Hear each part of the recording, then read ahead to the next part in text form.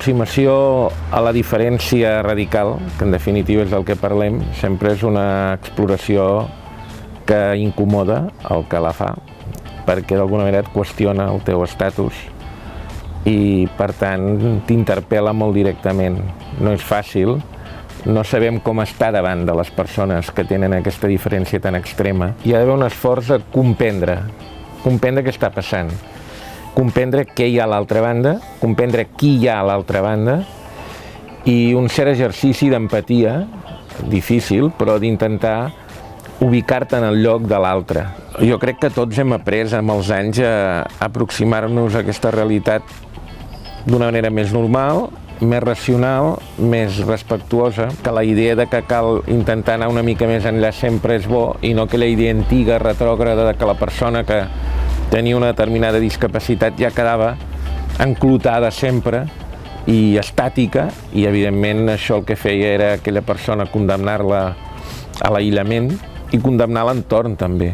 I aquest exercici de recordar que d'alguna manera nosaltres podríem ser ells, jo crec que sí que és molt important. En els mitjans és evident que hi ha paternalisme i a tots se'ns escapa.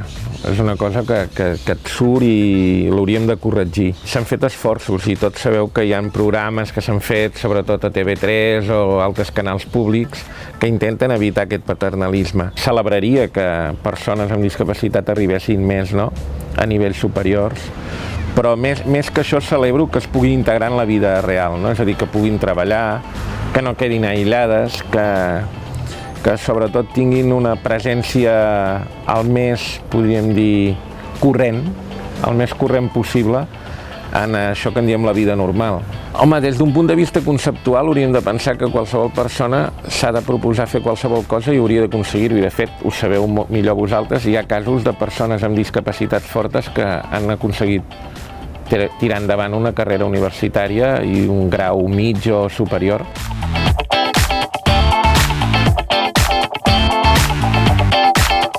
Dos líders que a la seva manera van treballar per tot això que estem parlant, encara que sembla que no.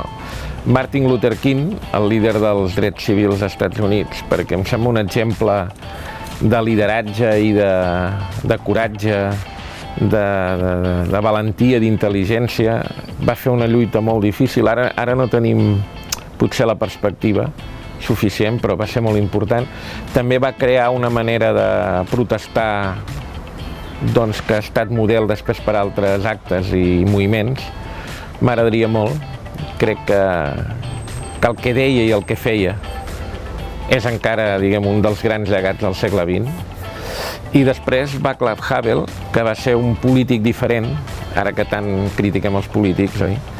Un polític diferent, que es va enfrontar a una dictadura, que va ser un governant que va també arribar al poder sense que hi hagués violència, a Txecoslovàquia, que va presidir el seu país amb un gran sentit, que era un home que venia del món de l'art, va saber combinar la màgia de la creació i el realisme de la política, i que va tenir sempre una actitud molt oberta i que fins i tot va venir a Catalunya i ens va conèixer els catalans. També era una figura interessant.